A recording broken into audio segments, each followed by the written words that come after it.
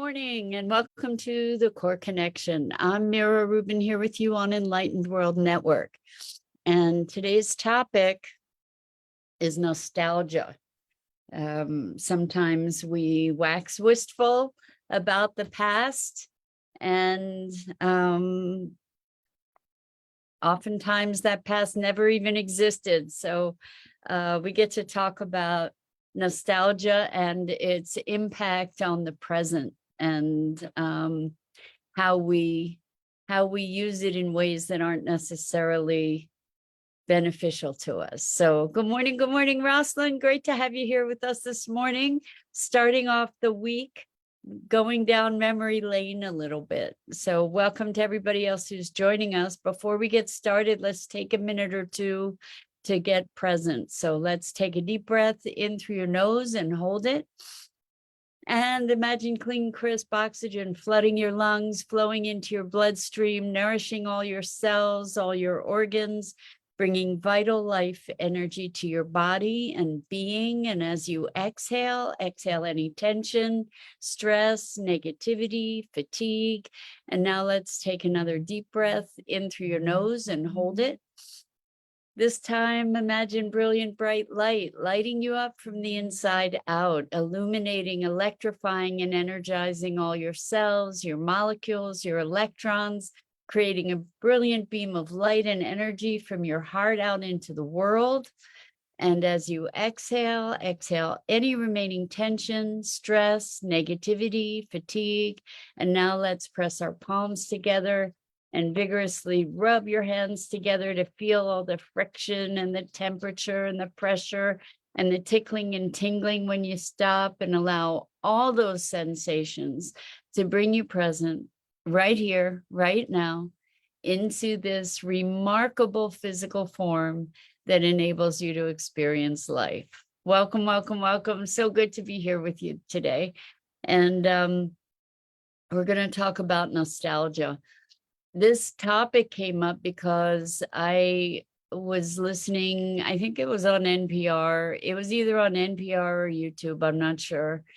And they were talking about nostalgia, talking about this desire for times past, when life used to be simpler, or people used to be better, or values used to be. It was on NPR, now that I recall. It was so fascinating because they were talking about how the so many of the tropes that currently exist politically and socially have made appearances over the last 100 years with some regularity. Like the idea, we're going through a period now where there's a labor shortage. And so the thinking is people just don't want to work anymore.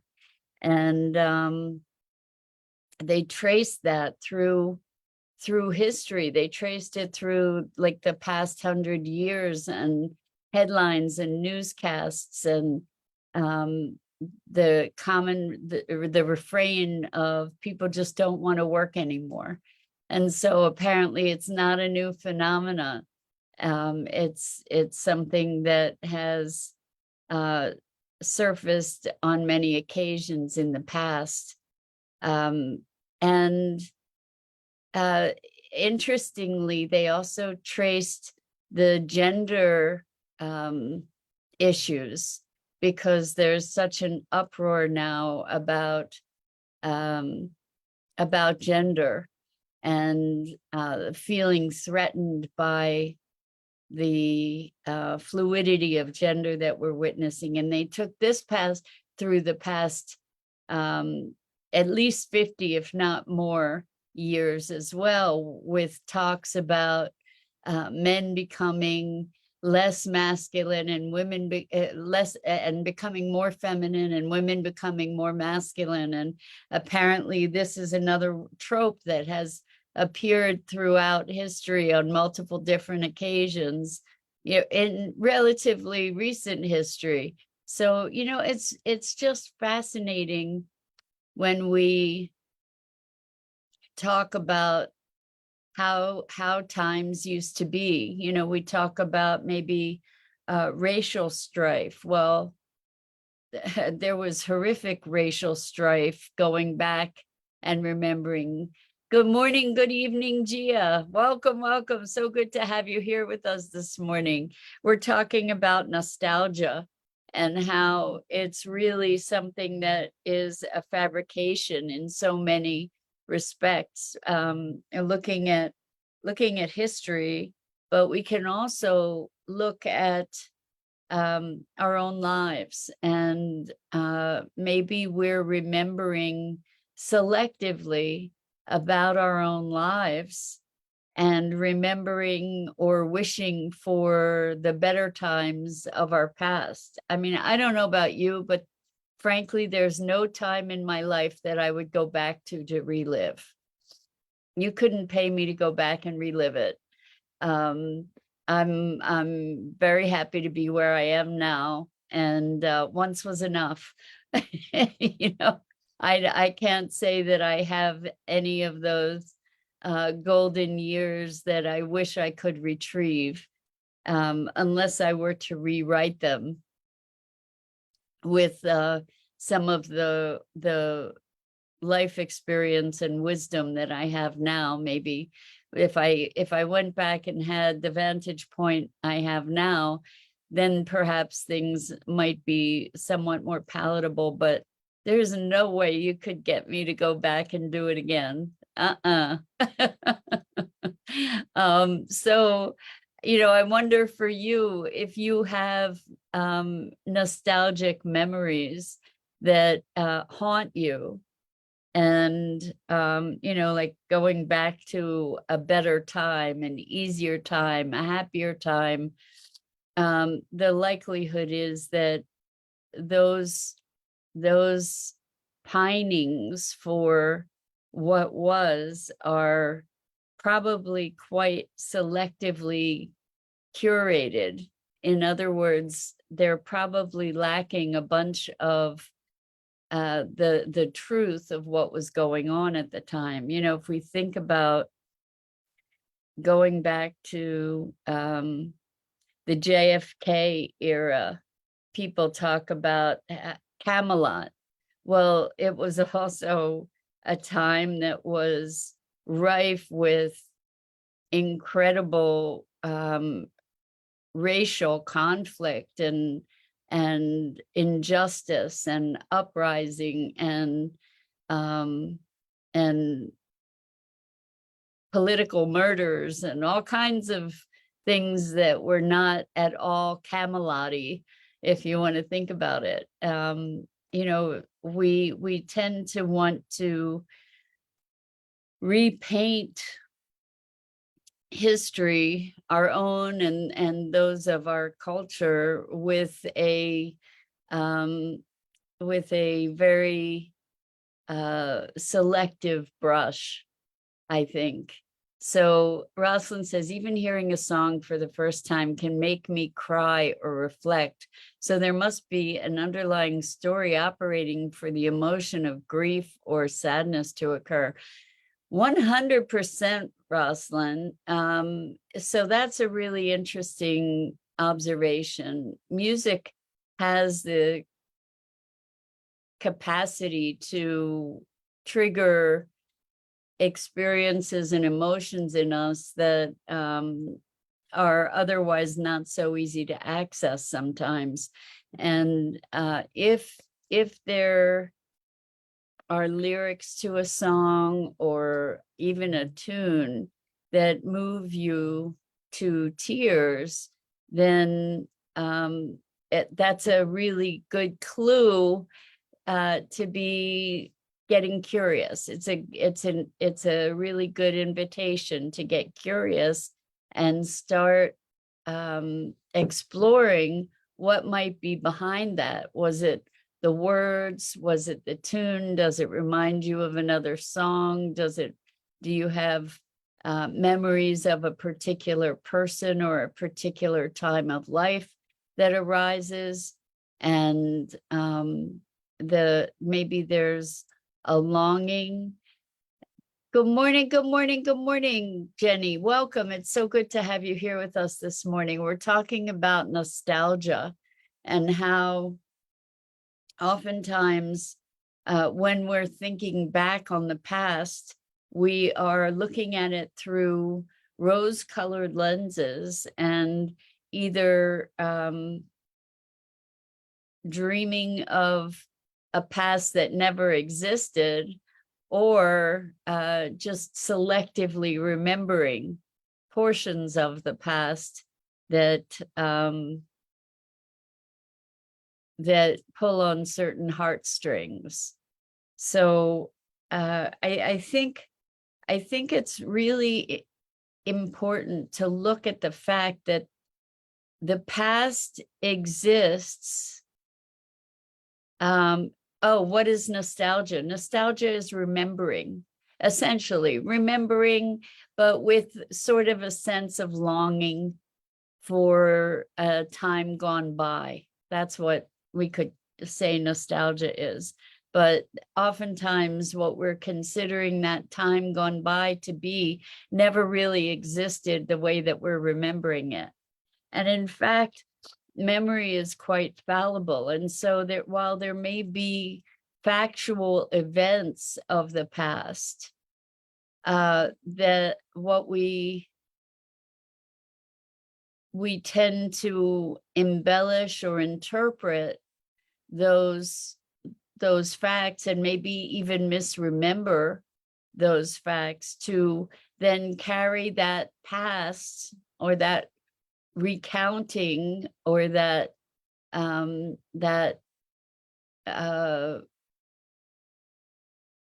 representation of the past into the present, believing that it's true.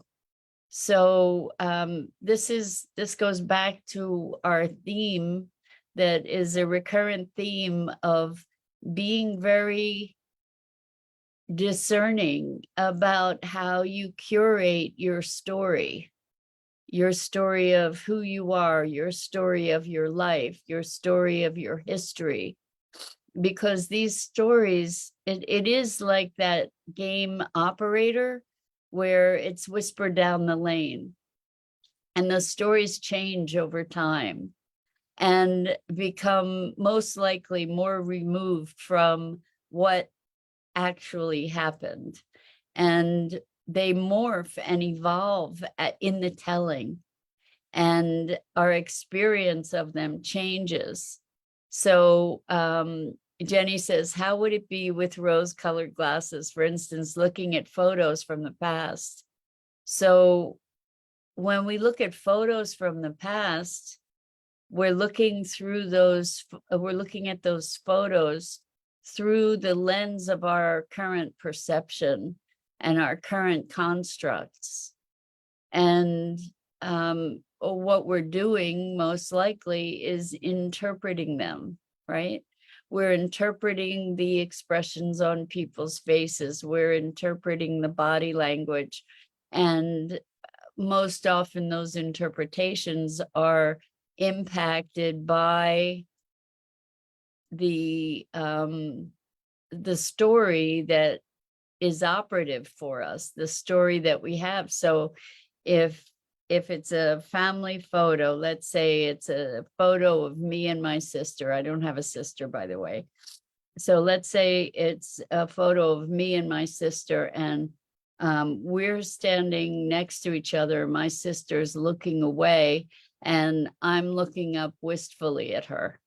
So I could be looking at this photograph and I could be thinking, oh, she never cared about me. She's looking away, and here I am yearning and wanting her attention. You know, that's a story that I have made up, that I've said, well, she never cared about me, or whatever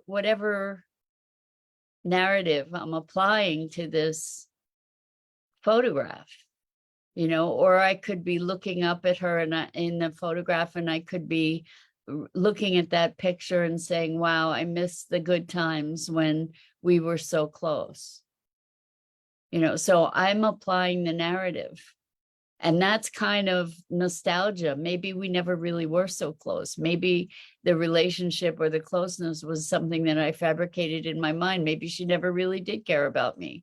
Maybe she was just preoccupied with something else. Maybe she, who knows? Who knows what the truth is? But the fact is that we create these narratives, we create these stories, and then we act as though they're true. Same thing with nostalgia. So, I mean, this is what we're talking about is looking back on a manufactured past, for instance, creating a history that perhaps never existed. And it was fascinating to be listening to that NPR episode and to hear the same tropes that we are so familiar with right now. We're hearing these things thinking they're new, perhaps. And in fact, they've sort of cycled through history over and over again. And here we are again. I'm not saying that the circumstances are exactly the same, but some of the conversation surely sounds like echoes. So Rosalind says, the victors of war are the ones to write the history. Exactly. Whoever story it was, we can make peace with. If my mom has died, I can cultivate a new relationship. I was meant to, or was I meant to? Oh, was I can cultivate a new relationship. Was I meant to have a mom all the time? I see others in my life reflect those qualities and remind me of her. So that's a beautiful thing too, Rosalind, that you're bringing up. And that is that really in our lives, we don't get to pick and choose the parts that were the way things should be and the parts that were the way things shouldn't be. We don't get to pick and choose. Everything that has happened in our lives shapes us, and we would not be who we are without all of it. So I know that people want to be able to say, this part of my life never should have happened, or that part of my life never should have happened. But the thing is that you wouldn't be who you are if it weren't for all of it. All of it. The good, the bad, the ugly, the beautiful, all of it. Jenny says, I was wondering because I was looking at photos last night of grandson who passed away 3 years ago. And the thought of him being gone, sometimes it doesn't feel real. I totally get that, Jenny. There's so much of life, really, that as we think back, it just doesn't feel real. And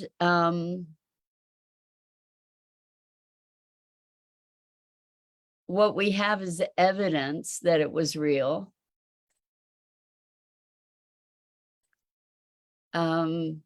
It's this idea of memory is so fascinating because I remember growing up, I remember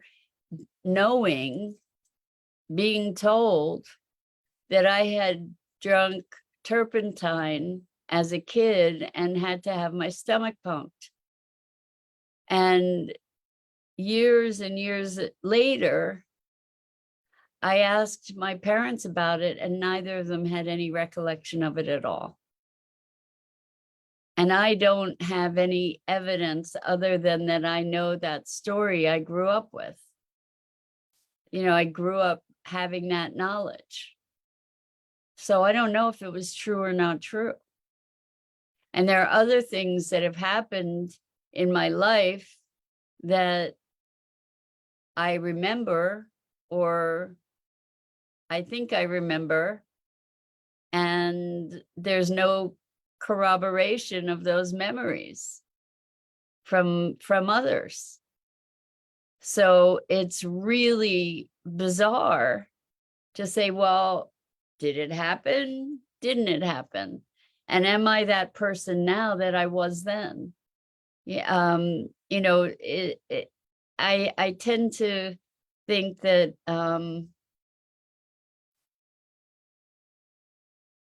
I believe that they're just in physics, they say, and this is a gross oversimplification, but that everything that ever could have happened has happened. And in any permutation, which to me means that there's like an infinite number of timelines. And I tend to think that when this, I was so pleased with myself. So Jenny says, who says that? That's part of quantum physics, is that everything that's ever happened or possibly could happen or will happen has already happened. Like the universe is already complete. It's a kind of a wild concept. But years ago, I came up with an idea that allowed me to reconcile the notion of fate and free choice. Jenny says Bruce Lipton. Yeah, he's one of the people that says that. There are lots of people that say that. I love Bruce Lipton. He's awesome. So he's a big epigenetics guy, which means that we are not doomed to live out our genetics, that there are potentials beyond whatever that foundational coding might be. Anyway, reconciling free will and fate. So if indeed everything that's ever happened has already happened, then the way I imagine it is that there's a multitude of timelines, and at any given point where we make a choice, we get pumped into a different timeline where that choice is operative. And then that timeline has a particular trajectory until we make another choice, and then we get bounced to a different timeline. And the thing, and in our consciousness, and maybe we have a multitude of all these consciousnesses existing all at once. I don't know, but it's really fun stuff to play with. So Jenny says, is that similar to a parallel universe? I think you could say it is, that we get bumped into these other dimensional experiences. And usually the choice bumps us, if indeed this happens, bumps us into a timeline that is similar enough that we don't really notice that it's a different timeline. Every now and then, it's such a big jump that we have a deeper experience of it. And once I remember I had this pair of earrings that I always wore. There weren't matching earrings, and I always wore one in one ear because of the way that the stone was set in it. And then I woke up one day and it was the other ear that earring went in the other ear. And I was so convinced that it had been the other way that I went looking for a photograph of that earring. And of course, the photograph validated that it was in the ear that it was, the photograph had switched too, if indeed anything switched. Maybe I was just having a mental meltdown. I don't know, but I really had a vivid recollection that I had been putting the earring in the other ear for forever. So very, very interesting stuff. And it, one of my favorite conversations is the nature of consciousness and being. Like, what is this whole thing? Jenny says, I've had a similar experience. Yeah, like when we talk about a glitch in the matrix, it's like when we recognize that something's different. And how did that happen? And like we got picked up from one timeline and put in another. It's so bizarre and kind of super cool at the same time. Anyway, That's it for today's musings, talking about nostalgia. I'm Mira Rubin. This is the Core Connection, and I go live here each weekday morning at 9 a.m. Eastern on the Enlightened World Network Facebook page and YouTube channel. And I invite you to check out the other awesome programming on EWN, One with the Earth, Enlightened World Living, and Enlightened World Network. So Jenny says, I was just reading about the nature of consciousness. That's the best reads there are, as far as I'm concerned. Anyway, so much love and appreciation to you. I really deeply, deeply enjoy these times that we get to share together. And until next time, so much love.